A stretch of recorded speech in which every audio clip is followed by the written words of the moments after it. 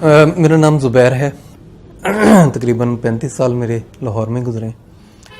उसके बाद मैं चला गया चनाब नगर। मैं पहले से ही कादियानी था। फिर चनाब नगर मैं 3 साल रहा हूँ। शादी मेरी वहीं हो गई थी। 3 साल मेरी शादी रही। अल्लाह ताला ने हिदायत दी जिस वक्त उस वक्त। उसके बाद फिर ये सारे ताल्लुकात ख़त्म हो गए। उसके बाद इन्होंने जमात वालों ने ये मेरे साथ मेहरबानी की कि मेरा सामान मेरे एक बैग में डाला और बैग पकड़ के मुझे कहा कि तुम यहाँ से जनाब नगर से निकल जाओ, अब यहाँ दाखिल नहीं होना वरना टांगे तोड़ देंगे तुम्हारी। वो मुझे बैग पकड़ा के तो मुझे वहाँ से निकाल दिया।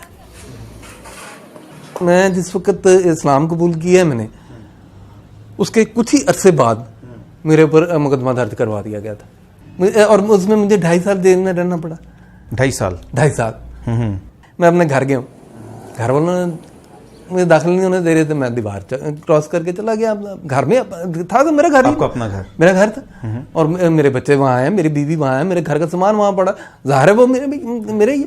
मैंने उनसे मिलना था, मैं उनसे मिलने के लिए चला गया। मुझे नहीं पता किसने इतला दी इन्हें सदर मम्मी के दफ्तर में।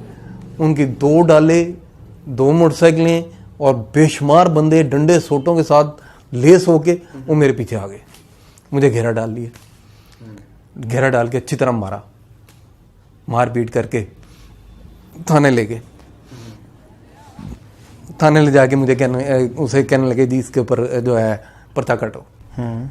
वो कहता है कि यार मैं इसके ऊपर किस तरह पर्चा काटूं, तुमने इसको मारा देखो कितना है, खूनो खून हुआ पड़ा है।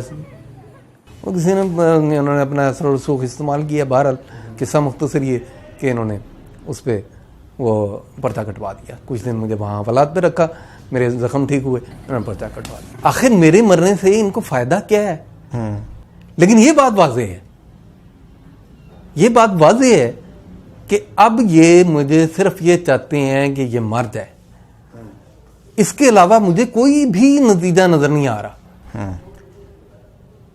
देखिए जब तक मेरे अंदर ताकतें थी, मैं कुछ मेरी सेहत थी, जवानी थी, उस वक्त तक तो ये कह सकते। अब तो मैं मेरे साथ आप देख ही रहे हैं मेरी हालत क्या है। कई ऑपरेशन मेरे हो चुके हैं, बीमार मैं रहता हूँ। अब तो वो बात ही नहीं रहेगी मेरे अंदर।